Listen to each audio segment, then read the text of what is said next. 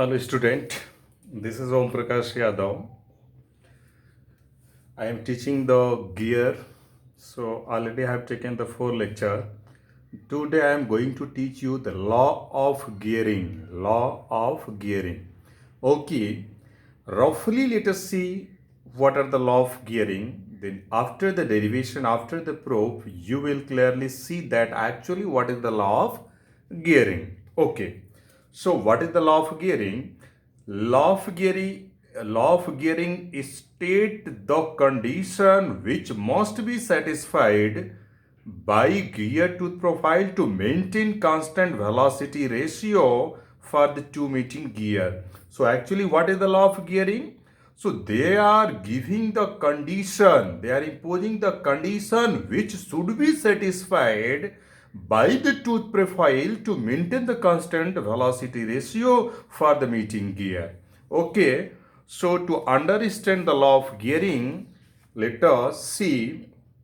I am using this figure. Let us understand first what is this figure, then I will derive the expression, then I will give the statement of law of gearing. So for this I am taking the two body. This is the body number 1.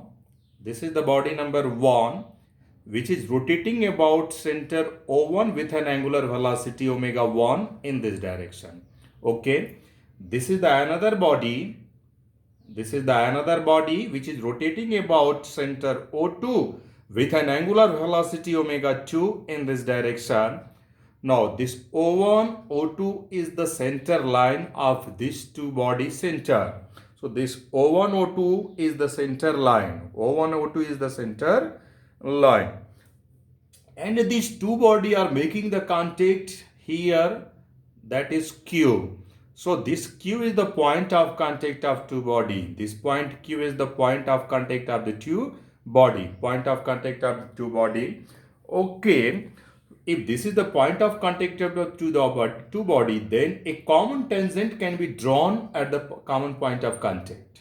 And also a common normal can be drawn. So this TT dash, this TT is the common normal at the point of contact, and this N dash is the common normal at the point of contact. So this is the common tangent at the point of contact, and this is the common normal at the point of contact. This common normal at the point of contact and the center O1, O2 meet, intersect at this point P. This point is very important. I will tell you later that how important is this point. Okay. So now let us see that. First let us see the two concept. What is the two concept?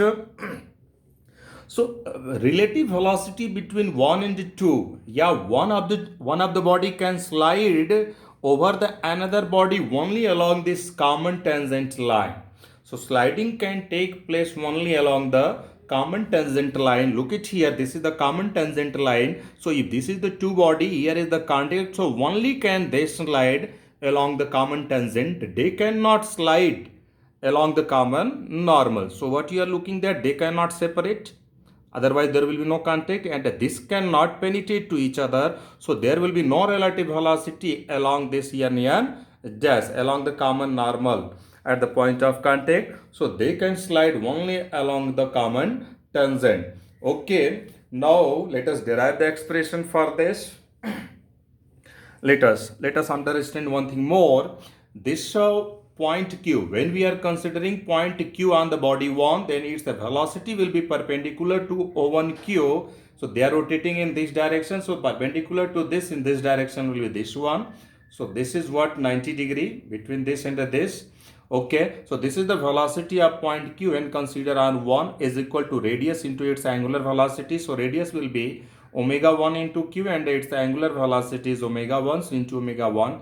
Now let us consider point Q on the body 2. So its velocity will be perpendicular to O2Q in this direction. So this is this one. So this is the velocity of point Q, and consider on the body 2, that is VQ2. So this is equal to R into omega. Radius will be O2Q into its angular velocity omega 2.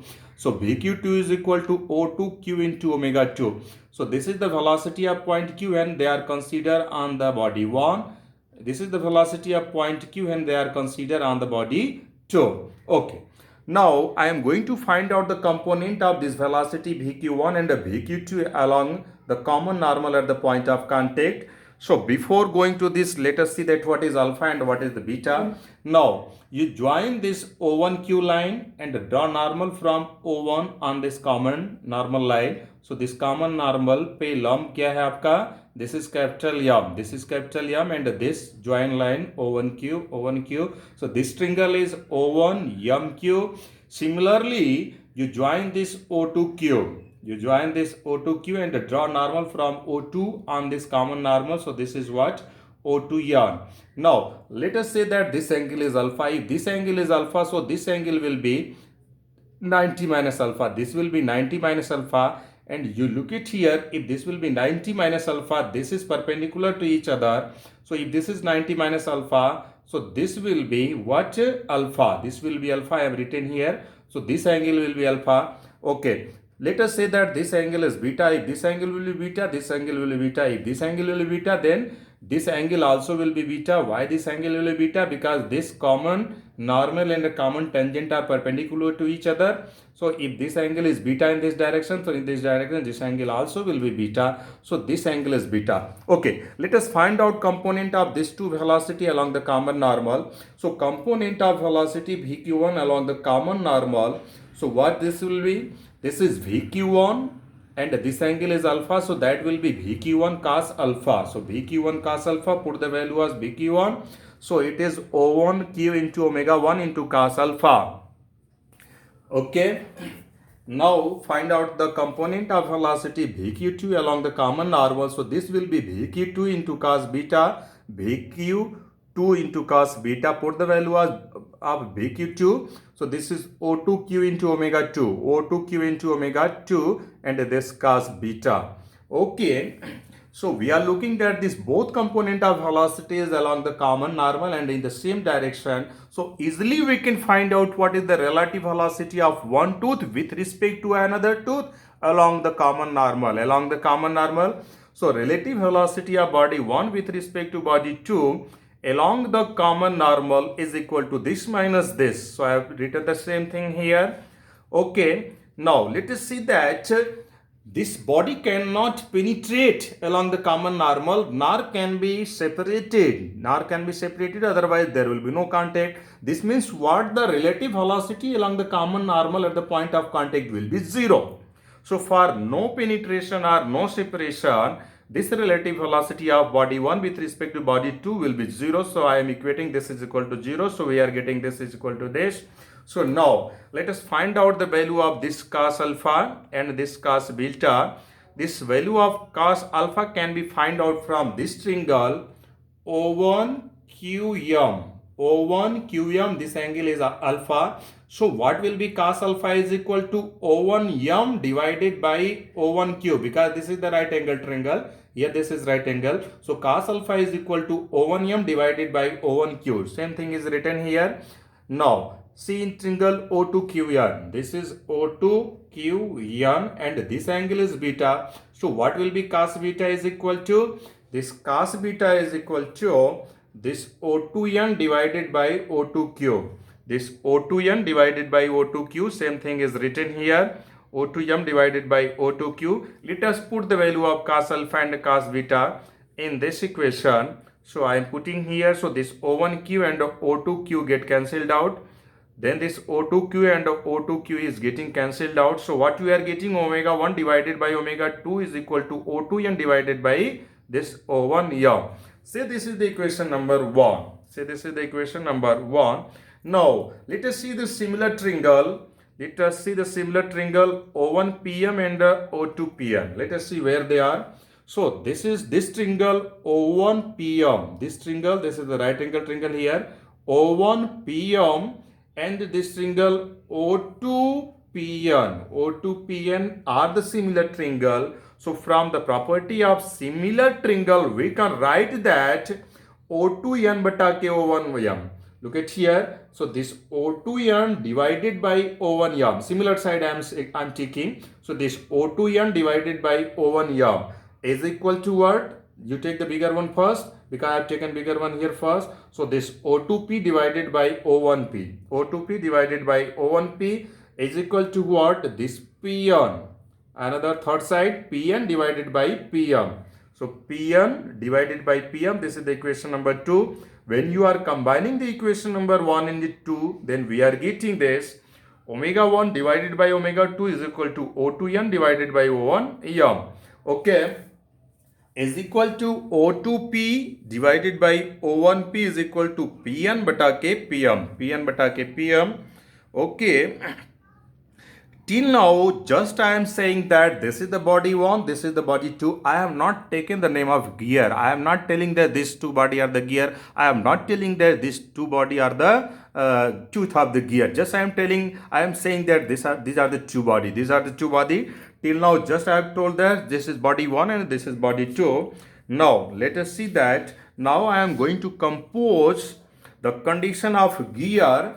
So, if we take two body as a gear, if I am taking this body 1 and body 2 as a gear, then their velocity ratio omega 1 upon omega 2 must be constant. What is this? Actually omega 1 bata omega 2. Actually this is the velocity ratio of the gear. Already I have told you in my previous class that this omega 1 bata, if this omega 1 is the speed of the driven and omega 2 is the speed of driver, then this omega 1 by 2 will be what? The velocity ratio. So far, if the body 1 and the 2 are gear, then this ratio omega 1 by 2 must be constant, then we can say that the velocity ratio is constant.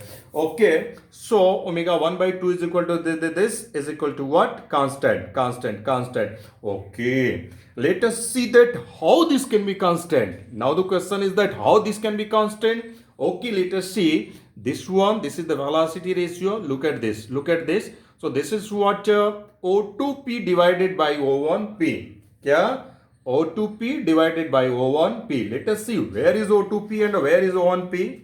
Look at here. This is the O2P and this is what the O1P. So this O2P divided by O1P should be constant to keep the velocity ratio constant. How this O2P divided by O1P can be constant?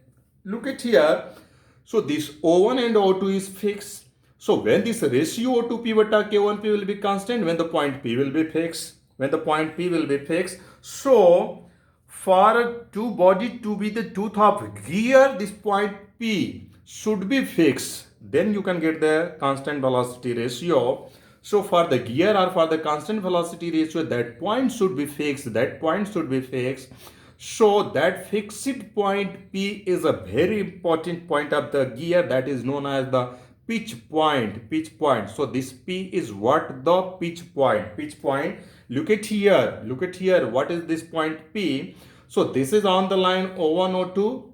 Also this is on the line common normal at the point of contact. So this point P is the intersection of the center line O1, O2 and the common normal at the point of contact. So ये common normal at the point of contact और center line of the two body के बीच का intersection है, that is known as the pitch point.